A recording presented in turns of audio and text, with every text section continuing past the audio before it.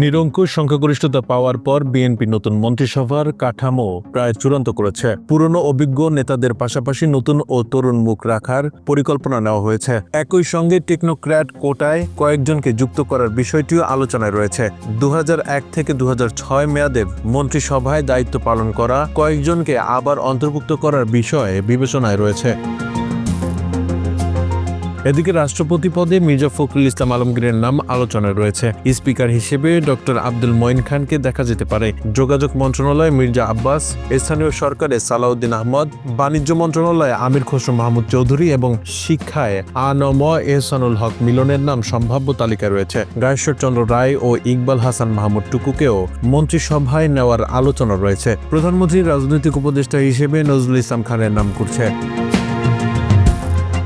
নতুন মুখ হিসেবে তথ্য ও সম্প্রচার মন্ত্রণালয়ে রুহুল কবির রিজভী, জনপ্রশাসনে ইসমাইল জবিউল্লাহ, পররাষ্ট্র প্রতিমন্ত্রী হিসেবে হুমায়ুন কবির এবং স্বরাষ্ট্র প্রতিমন্ত্রী হিসেবে শহীদউদ্দিন চৌধুরী অ্যানির নাম শোনা যাচ্ছে। চিকিৎসক এ.জেড.এম জাহিদ হোসেন ও আইনজীবী ফজলুর রহমানও আলোচনায় রয়েছেন। জাতীয় সরকার গঠনের অংশ হিসেবে ববি হাজ্জাজ, আন্দালিব রহমান পার্থ, নুরুল হক নূর, ডক্টর রেজা কিবরিয়া ও মোস্তফা জামাল হায়দারের নামও সামনে এসেছে। নির্বাচনের ফল বিশ্লেষণে দেখা গেছে, এবারের ভোটে অতীতের হিসাব অনেকটাই পাল্টে গেছে। বিএনপি 200 এর বেশি আসনে জয় পেলেও অন্তত 50টি আসনে ব্যবধান ছিল 10,000-এর নিচে এবং 21টি আসনে 5,000-এর কম ভোটে জয় পরাজয় নির্ধারিত হয়েছে।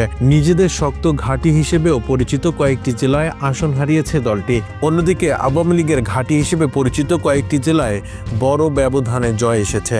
জাতীয় পার্টি এবার কোনো আসনেই জয় পায়নি। নির্বাচন কমিশনের কর্মকর্তাদের মতে, জামাত দলীয়ভাবে মোট প্রদত্ত ভোটের 35 থেকে 40% পেতে পারে।